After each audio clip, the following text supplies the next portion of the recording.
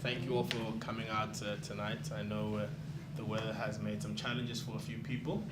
My name is Velani Mboweni, and I'll be taking over from Pat just for tonight because unfortunately he's had a family funeral to attend to, so he cannot be here tonight.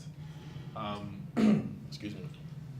So before I introduce the speaker tonight, I think it would be very important for me to let you guys all know some of the most recent updates that have taken place at Etalkz. One of those being the opportunity to get your businesses up and running. So, we've been sharing a lot of stories with a lot of speakers, a lot of lessons that people have learned and shared with us, all with the intention of making you all greater entrepreneurs and building your businesses. So Etalkz has decided that we're going to start running a competition.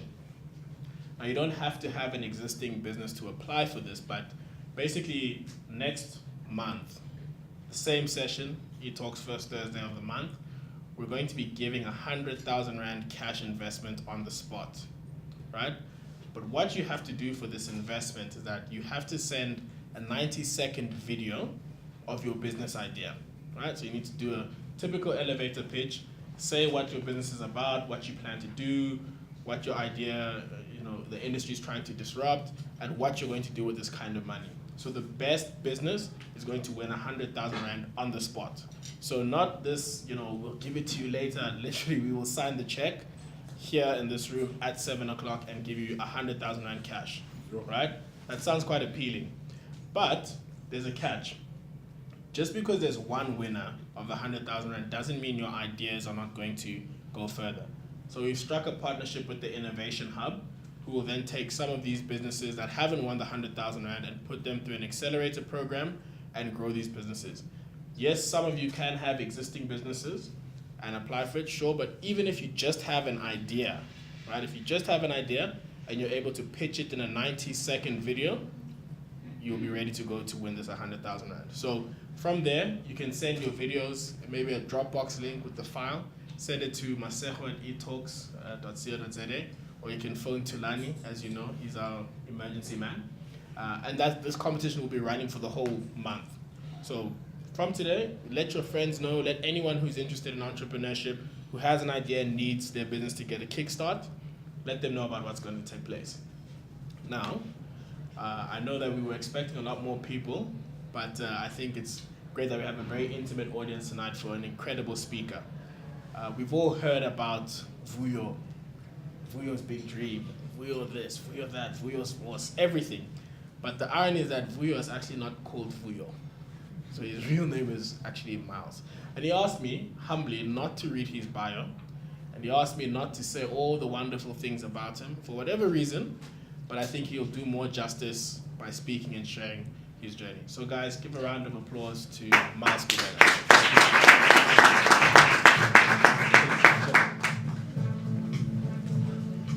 When SAP Miller launched its Hansa Vuyo ads, little did it realize that one man would turn the fiction into a reality. This is Tonight. I'm Bruce Woodfield. Tonight I'm talking to Miles Kubekha, who decided to turn the Vuyo's brand into his own version of success.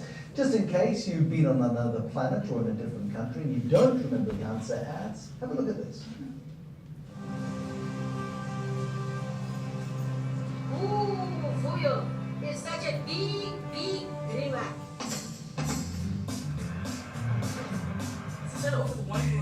And now has become an overnight sensation. She's on TV all the time. Like a beautiful girl. We gave it by Vuyo!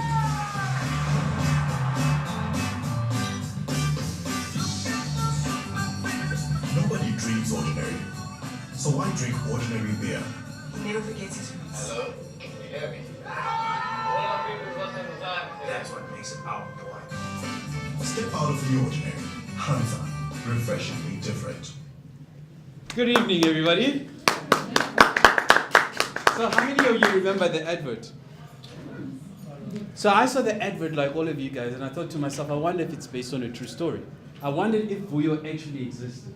It turns out, after I Googled, Vuyo didn't exist. It was all a figment of an imagination of these guys in Cape Town after smoking some green stuff. And they came up with the concept, which actually reminds me of something. let's not tell anybody else about that 100K challenge.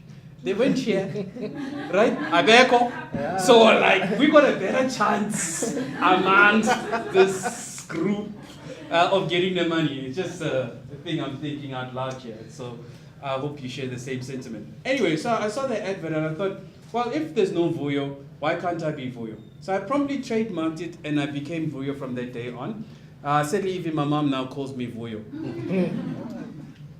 But you know, I get asked this question a lot as to why did I do it. I mean, everybody's had the same, many people come to my restaurant to say, dude, I had exactly the same idea, but you know, I didn't do it and you did it, why did you do it, kind of thing. And I didn't even know why I did it, but I get asked this question so many times, I started asking myself, why did I actually do it? The only explanation I could come up with is that ever since I could remember, my mother has always said to me, don't be an also right, go out and change the world. If 5,000 people set out to run a marathon, the 4,999 of them are just there to legitimize the winner. So the others are also rands. That's how she logic. That's what her logic is about everything. So I guess that's why I did something about it. I just, you know, I had that sense of purpose. I wanted to change the world. And I remember when she said this to me, I was like, you know, lay off me, woman, I'm 3 years old. That's how young she used to say this to me. And I guess that sense of purpose has stuck with me. So the first picture you saw there, it was the book I wrote. And I wrote this book because when I was studying my entrepreneurial journey, I couldn't find any books that talked about entrepreneurship at the beginning of the journey. Most of the entrepreneurial books you read are already about successful entrepreneurs, the Bransons and all of, and they write the books when they're already old. So you get the sense they don't remember how hard it was. Secondly, they're not from here. Their circumstance was totally different. To start a business in the UK or in the US is different than starting a business in South Africa today. And I couldn't find any South African books that were talking to me, you know? Then I thought to myself, but why then don't I write the book? And I was like, yeah, but I'm not successful. I was like, okay, so I can't write it. And then I thought, who says you have to write a book only when you're successful? Because when you're successful, you've forgotten the journey. So, and besides, surely my experiences, even the failures and the stuff, surely those are valuable. So why must Susipho, Notemba, Nolirato go through the same experiences if I can show them the shortcuts or the experiences that worked for me and the stuff that didn't work? So I wrote it anyway. At first I thought, I wasn't going to do it. And then I wrote, and then it was 2 pages. Then before I know it, it was 3 chapters. And then someone approached me and they said, do you want to publish it? And then I was on 6 chapters. And then all of a sudden I have pressure because now it's July and it has to go for a print run if I want it out for Christmas. All of a sudden this whole thing. But that's been the process of my entrepreneurship journey, is that I found most people don't know how to start. And that's the sad part. Because once you figure out how to start anything, the rest is so easy. But people never go, oh, and say, I've started. They'll always sit here and say, and think about the dream, and they love it, and they romance it, and they go to bed, and they say, hey, one day, kind of thing. But no one just says, okay, one day is today, or it's now, and they do. But the trick is, that's the magic ingredient, funny enough, the now. So, that's why I wrote the book. And I just made it into recipes that kind of worked for me. It's not a recipe for success book because I can't guarantee success. And anybody who tells you there's 10 steps to success, they're lying to you. It may have been 10 steps for them and it may have worked, but we all come from different backgrounds and we've got all different aspects that come into play. So recipe 1 is how do you actually start something? Because I find that a lot of people are either working in corporate and they've got a really great idea. And by the way, I really think this concept is a bloody spectacular one. I was in Israel. In Israel, they can fund you, they can give you up to $1 million or a minimum of $1 million just on an idea. And we need that. We live in a country where there's so many people unemployed, and yet when you go to try and get funding, everybody wants a business case and this and that. Like, dude, how am I going to write a business plan for a business I haven't actually started? It's all lies. So you should be betting on me rather than betting on the horse. Bet on the jockey. Believe that I'm going to succeed. And even if I fail, let's just assume 10 people come up and 9 of them fail. But what if one gets it right? Properly right. Like, please call me right. Do you get me? It just takes one to make it so good for the others, right? But unfortunately, in fact, when I go into most financial services companies, I always think they're always going to say no. It's the weirdest thing. I can see them thinking no. I can see that guy. He's never been an entrepreneur, but he's sitting with all these millions to fund entrepreneurs. How the hell does that make any sense? He's never run anything. He's never run a bathtub, but he's here sitting with money and like me, now I'm going to tap dance for this money. Makes 0 sense. Okay. Clearly I'm passionate about that. So, how do you actually start? The trick is to start small. How do you eat an elephant? Small bites, right? I've never actually seen anybody eat an elephant, but apparently it's small bites. So I started at the local market, at the Foy's Farmers Market. It's not far from here. After I had the brand, and I know I've trademarked it, I've got Vuyo. It's just a lousy little vinyl banner and another one there. Didn't cost much. I've got a grill. That grill I bought from Game that day. The table, they gave it to us. It was 600 rands a weekend. That's my mother's recipe, chakalaka. My vor's there. And we started. Cost us maybe $800. So if I ever hear an entrepreneur that says, you need government intervention, you need capital and whatnot, I'll kick them, because that's not a true entrepreneur. I'm telling you now. And there's a lot of wannabe entrepreneurs. And the truth is, I hear, I'm not slating government or anything, but you should never start a business to go create jobs. That's bullshit.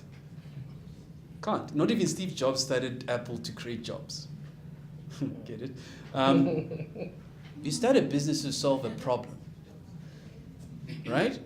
You solve a problem that a community or society or whatever that they need. Once you've done that and you do it well, it's inevitable that you're going to create jobs. But if you start with the intention to create jobs, that means you don't have a fundamentally sound business in the first place. This is why all the enterprise development funds end up not working. They're trying to create entrepreneurs. I'm sorry, guys, if you are here in this room thinking you can be created into an entrepreneur, I'm here to say it doesn't work like that. You can't make someone into an entrepreneur. It's either you are, there's things you can help get other people, employees, to become owners of businesses, but that does not mean they're entrepreneurs. They're just businessmen. There's a big distinction. And I can tell you this because when you start as an entrepreneur and you bulletproof a business and you make it franchisable, the people you get into own franchises, those are not entrepreneurs.